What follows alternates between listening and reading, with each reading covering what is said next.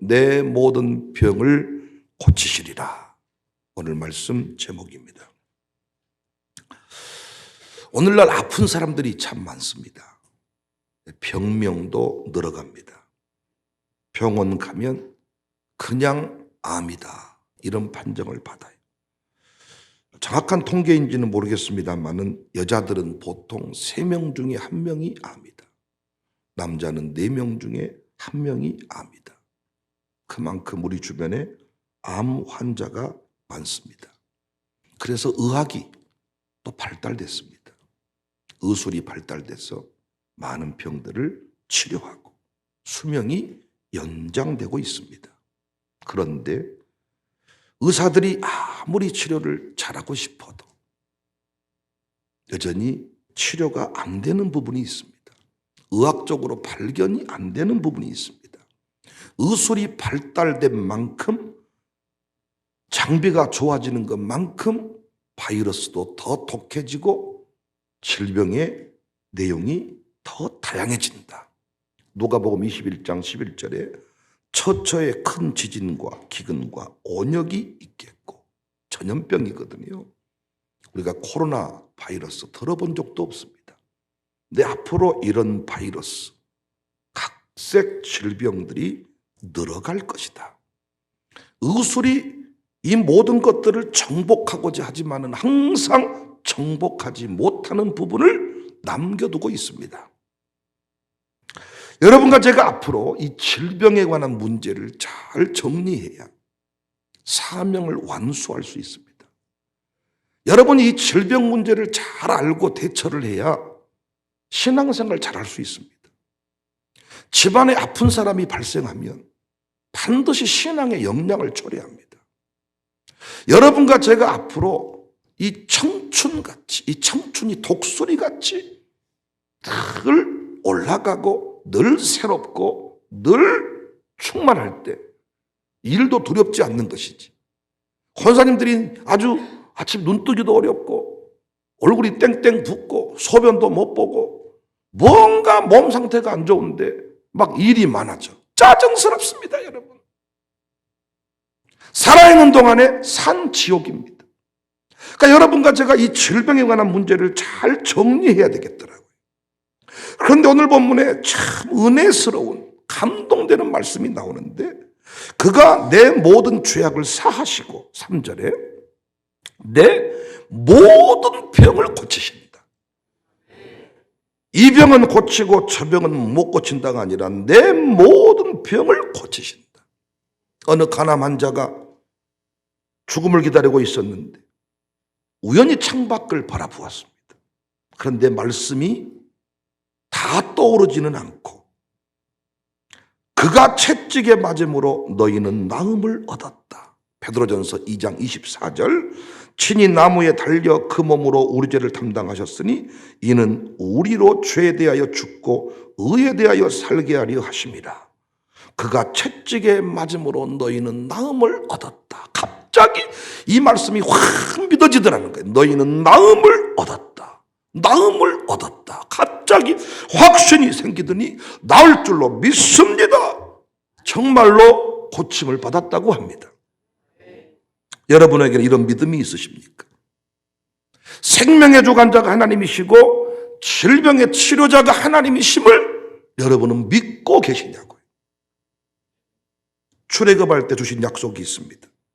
출애굽기서 15장 26절에 이르시되 너희가 너희 하나님 나 여호와의 말을 들어 순종하고 내가 보기에 의를 행하며 내 계명에 귀를 기울이며 내 모든 규례를 지키면 내가 애굽 사람에게 내린 모든 질병 중 하나도 너희에게 내리지 아니하리니 나는 너희를 치료하는 여호와입니다.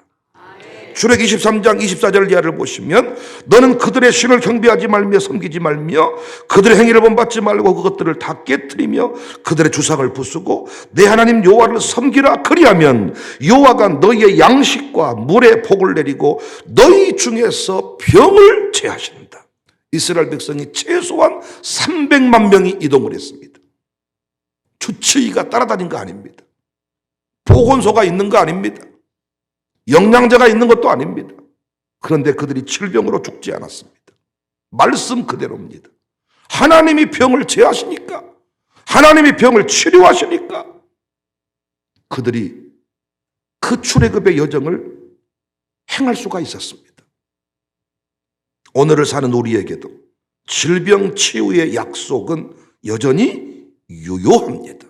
2700년 전에 이사야를 통해서 이미 예언한 바 있습니다. 이사야 53장 4절 이하를 보시면, 그는 실로 우리의 질고를 지고 우리의 슬픔을 당하였거늘 우리는 생각하기를 그는 징벌을 받아 하나님께 맞으며 고난을 당한다 하였노라. 그가 찔림은 우리의 허물 때문이고 그가 상함은 우리의 죄악 때문이다. 그가 징계를 받음으로 우리는 평화를 누리고 그가 채찍에 맞음으로 우리는 나음을 받았도다. 혹자는 예수님이 빌라도 뜰에서 40에 하나 감암매를 맞았다. 39대를 맞았다. 의학계 발표에 의하면 질병 종류가 39가지다. 우리 예수님이 채찍에 맞음으로 우리가 나음을 받았다. 우리의 모든 질병, 의학계에서 발표한 모든 질병을 우리 예수님이 다 치시고 채찍에 맞았다. 그래서 우리는 예수님의 이름으로 질병을 다스려야 돼요. 성도의 질병을 교회적으로 다스려야 돼요. 그래서 예수님 사역을 보면 3분의 2가 치유 사역이었습니다. 하나님의 뜻을 이루시는 예수님이 하신 일이 중요하잖아요. 질병 치유 사건을, 질병 치유를 소홀히 다루지 않았다고요. 예수님 앞에 나아가면 어떤 병도 다 고침받았습니다. 누가복음 5장 15절에 수많은 무리가 말씀도 듣고 자기 병도 고침을 받고자, 병도 고침받고자, 우리 교회 어떤 질병들, 모든 질병 다 고침받게 될 줄로 믿습니다. 여러분이 앞으로 가장 안전한 지대가 교회라는 사실을, 주님 품이라는 사실을 잊으시면 안 돼. 어떤 질병이 와도 하나님이 그 병을 막으시면, 예수 이름으로 다스리면 다 나음을 얻게 될 줄로 믿습니다. 예수님이 제자들을 파송하실 때에도 말씀했습니다. 마태복음 10장 1절에 예수께서 그 12제자를 부르사 더러운 귀신을 쫓아내며 모든 병과 모든 약한 것을 고치는 권능을 줬다.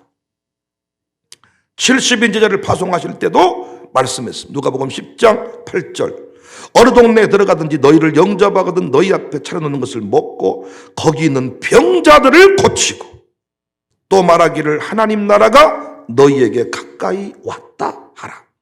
마가복음 16장 17절 이하도 믿는 자들에게는 이런 표적이 따르리니 곧 그들이 내 이름으로 귀신을 쫓아내며 새 방언을 말하며 뱀을 집어 올리며 무슨 독을 마실지라도 해를 받지 아니하며 병든 사람에게 손을 얹은 즉 나으리라.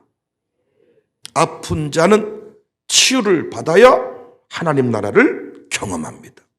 마귀는 죽이고 도둑질하고 멸망시키는 것이 사명입니다. 그래서 질병을 가지고 옵니다. 여러분이 질병을 만나면, 몸이 한번 아파 보시면 만사가 싫어요. 감기만 걸려도 부부관계도 싫습니다. 목회도 싫고 설교도 싫고 기도도 안 되고. 그러니까 여러분, 이 질병에 관해서 우리가 대충 소홀히 다뤄서는 안 된다는 거예요. 영혼이 잘됨 같이 범사가 잘 된다. 강건케 된다. 영혼의 문제와 육체의 문제가 따로 떨어져 있습니까? 연결되어 있습니다. 여러분이 컨디션이 좋으면 오늘도 설교를 잘 듣습니다. 설교를 잘 들으면 모든 것이 회복이 됩니다. 그런데 몸이 힘들고 몸이 약하고 체력이 딸리고 지금 뭐 어디가 심각하면 말씀이 잘 안 들리고 힘들고 만사가 불통입니다. 그러니까 여러분, 이 육체의 건강, 이 질병의 문제를 우리는 결코 소홀히 다뤄서는, 샬롬스쿨 친구들도 마찬가지 아닙니까? 몸이 아프면 학교에 못 나옵니다. 학교에 못 나오면 뭐합니까? 게임만 합니다. 피폐해집니다. 그래서 우리 샬롬스쿨 부모들은 우리 아이들의 건강 문제를 특별히 신경 쓰고 예수님의 이름으로 질병을 다스려야 되겠다. 이런 마음이 필요합니다. 그래서 우리 교회는 질병에 대해서만큼은 적극적으로 대처를 해야 되는데 일단 몸이 아프시면 병원과 약국을 확실하게 찾고 이용하셔야 돼. 어떤 분은 자꾸 병원을 안 가. 어떤 분은 자꾸 약 먹는 것을 믿음 없음으로 이렇게 이해하는 분이 계세요. 천만의 말씀입니다. 하나님이 다 우리의 질병을 치료하시기 위하여 병원을 세우셨고 약을 만들어 두신 거예요. 하나님이 데려갈 사람 보니까 약을 먹어도 이 약발이 받지를 않더라고요. 그리고 의사가 실수하고 오진하고. 근데 하나님이 살려줄 사람들은 의사가 실수를 안 하고 의사가 발견을 하고 약을 먹어도 효험이 있고. 그러니까 여러분이 병원 가도 약을 먹어도 그거 누가 고치신 거예요? 하나님이 고치신 거예요. 그래서 항상 우리 교회는 몸이 아프고 힘들면 즉각 병원을 찾고 약을 먹고 그 질병을 다스려야 돼. 근데 자꾸 자신의 몸을 이렇게 소홀히 다루고 육체의 질병을 대충 다뤄서 항상 찡찡하게, 항상 소홀히. 여러분, 한방을 이용하고 양방을 이용하고 때로는 침도 맞고 때로는 한약도 먹고 기력이 딸리는 사람은 뭔가 좀 보약을 지어 먹고 감당을 해야 될 텐데 선천적으로 체력이 약한 사람들이 있습니다. 운동을 하고 뭔가 관리를 해서 이 질병을 극복해야 되는데 우리는 이런 것들을 하지 않습니다. 물을 많이 먹어라. 우리가 먹고 있는 그 좋은 물들 안 먹습니다. 여러분 물 많이 먹은다고 하지만 안 먹습니다. 정말 물 안 먹습니다. 커피는 하루에 7잔, 6잔씩 먹으면서 물은 안 먹습니다. 지금도 정수기 물 타령하고 있습니다. 여하튼 나름대로 건강에 관하여 질병을 극복하기 위하여 하여튼 관리하시되 몸이 아프면 만사가 싫다는 것. 새벽에 못 일어납니다. 새벽을 정복 못하면 우리 교회에서는 신앙생활 하기 어렵습니다. 모든 게 불평의 이유가 됩니다. 우리가 해외 비전 트립 10일을 가도 몸이 아프면 아무것도 할 수가 없습니다. 멀미하고 음식을 못 먹고 소화를 못 시키고 숙소에만 있으려고 그러고 버스에 내리지도 않고. 그러나 육체가 강건하면 컨디션이 좋으면 자연 만물을 봐도 어디를 봐도 다 행복하고 기쁘고. 그래서 우리 교회는 질병에 관해서 소극적으로 다루지 말고 적극적으로 다루되 먼저 병원을 찾고 약국을 찾고 그래서 치료의 길을 찾아서 반드시 질병을 극복해야 합니다. 그런데 아무리 약을 먹고 아무리 병원을 찾아도 고쳐지지 않은 병이 있단 말이에요. 내 몸은 아픈데 엑스레이를 찍어도 문제가 없다는데 의사는 아무리 검사를 해도 당신 문제 없습니다. 또 병원에 가서 시한부 판정 받을 때도 있어요. 6개월밖에 안 남았습니다. 5개월 남았습니다.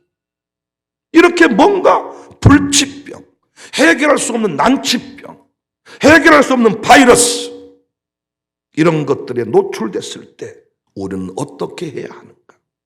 본문에서 저는 이 성경에서 중요한 2가지 원리를 깨닫습니다. 여러분 반드시 병원 찾고 약국 찾고 나름대로 치료의 방법을 찾아서 극복하고 그래도 해결되지 않는 질병은 꼭 이 2가지 원리를 따라서 꼭 해결하고 극복할 수 있기를 바랍니다. 첫 번째 중요한 원리는 이 질병을 어떻게 극복하느냐? 회개하고 돌이켜야 합니다.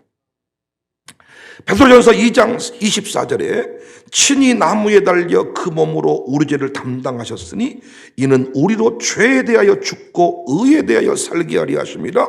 그가 채찍에 맞음으로 너희는 나음을 얻었다. 나음을 얻었다 선언하기 전에 죄의 문제를 해결했다는 것을 밝힙니다. 마태복음 9장에서 중풍병자 치료하실 때도 죄사함을 받았다 선언하십니다. 죄사함을, 이 죄사함이 이루어진 뒤에 하나님 나라가 임해요. 그러니까 질병을 통해서 가르치시고 돌이키게 하실 일이 있다는 것입니다. 그 그러므로 우리는 질병을 만났을 때 항상 뭐 해야 돼요? 하나님, 내가 무엇을 돌이키기를 원하십니까? 그런데 또 보세요. 어떤 집은, 어떤 가정은 아내의 질병을 통해서 남편을 돌이키고자 함도 있습니다. 남편이 가장 두려워하는 게 아내가 무너지는 거예요. 그래서 자기를 아프게 해도 못 돌이켰던 인간이 부인이 아프니까 아차 싶을 때가 있는 거예요. 그러니까 또 어떤 집은 자기 몸이 아플 때는 끄떡없는데 자식이 아파. 자식이 불치병 판정받았어. 이때 두 손을 번쩍 드는 경우가 있습니다.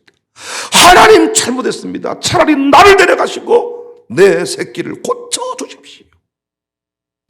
어떤 사람은 다 하나님을 인정하는데 질병 치유에 대해서만큼 인정을 안 해. 아이고 기도한다고 된단가? 이런 사람에게 하나님이 질병을 줄 때가 있어. 그래서 자기가 기도를 통하여 하나님의 이름으로 질병을 고침받아. 그때 회개하는 거예요. 내가 그동안에 신유의 역사를 인정하지 않은 것을 회개합니다. 그런 경우가 많거든요. 그러니까 우리는 항상 질병을 만났을 때, 불치병을 만났을 때 항상 할 일이 뭐냐? 하나님, 내가 말씀대로 살지 못한 것이 있으면 깨닫게 해주십시오. 야고보서 기자도 분명히 이 부분을 지적합니다. 야고보서 5장 16절에 그러므로 너희 죄를 서로 고백하며 병이 낫기를 위하여 서로 기도하라. 우리가 어떤 사람이 아프니까 죄지어서 그렇지 정죄하라는 얘기가 아닙니다. 하나님 보시기에 돌이켜야 될 문제가 있으니까. 여러분 많이 이 신유의 역사를 일으키는 종들이요, 본인이 몸이 아파서 기도하다가 고침받은 경우, 이 능력자가 된 경우가 많습니다. 하나님이 능력을 주시기 위하여, 하나님이 돌이키기 위하여, 하나님이 새로운 역사를 만드시기 위하여 질병을 통해 역사하신다고요.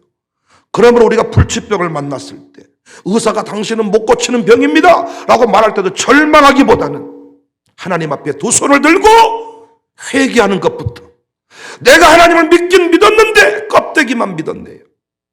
내가 기도한다고 했는데 형식적인 기도였네요. 그래서 여러분이 질병을 만나보시면 진실된 사람으로 바뀝니다. 고백이 다릅니다.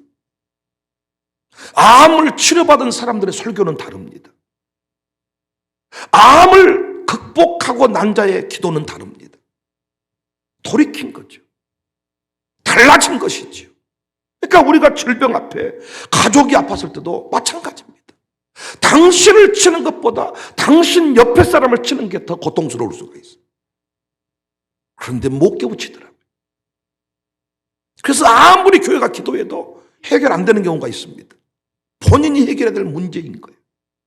엄마가 아파. 가장 아픈 부위를 친 거지. 엄마가 아플 때 가슴이 철렁 내려앉아. 아니요, 아버지는 죽어도 괜찮지만 엄마는 안 돼. 보통 이러잖아요. 할렐루야. 제가 엊그저께도 요양원 하는 목사님 만나서 이 말 들어보니까 그렇더라니까요. 아버지들은 불쌍해버린다는 거예요. 요양원에 버려버린다는 거예요. 그래도 엄마는 좀 괜찮다는 거예요. 엄마는 자식들이 좀 돌보는데 아버지는 확실하게 버려버린다는 거예요. 엄마가 아픈데 딸이 정신 못 차린 경우가 많습니다.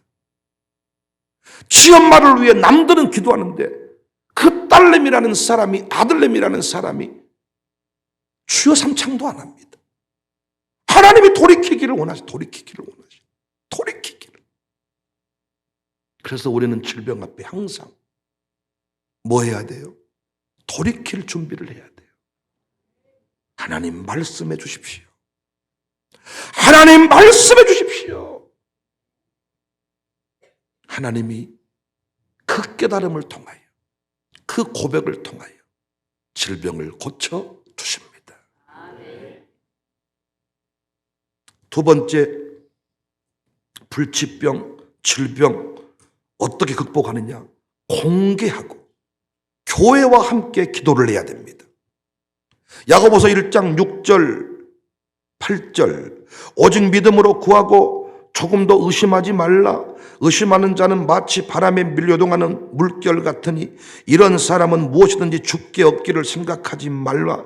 두 마음을 품어 모든 일에 정함이 없는 자로다. 또 마태복음 14장 35절 말씀 보세요.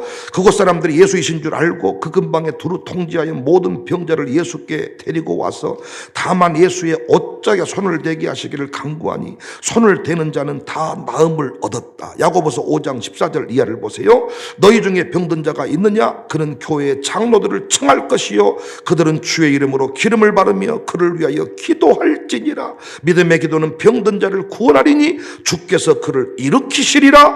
혹시 죄를 범하였을지라도 사하심을 받으리라. 의심하지 말라. 내 모든 질병은 하나님이 고치십니다. 우리 교회를 통하여 고치실 것입니다. 옷자락만 만져도 나음을 얻습니다. 의심하지 말고 뭐하라고요? 교회에 공개하고 장로들을 청하여 함께 기도하라는 것입니다. 그래서 여러분이 신앙생활 똑바로 하셔야 돼요.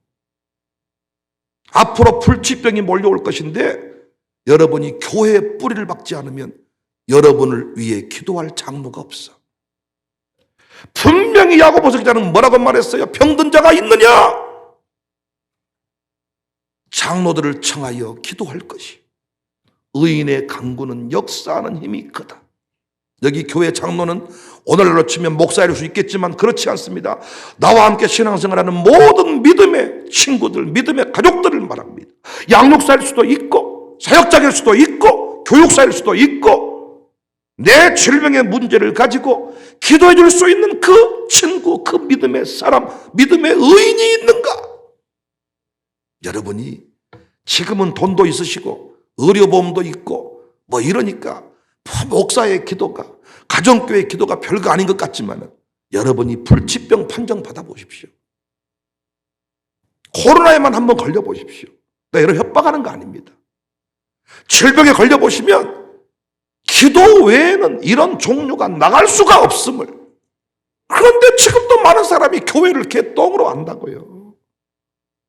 또 불치병 걸리면 교회에 찾아올 거면서 목사의 기도부터 할 거면서 건강만 회복되면 구천을 돌아다닙니다. 예배당에 나오지는 않습니다. 자기가 잘나서 매일 운동해서 또 회복된 것으로 착각을 합니다. 어렸을 때 리어카에 실려와서 고침받은 가난 말기 환자. 내 어렸을 때 저 사람이 우리 교회 기둥되겠다 싶었습니다.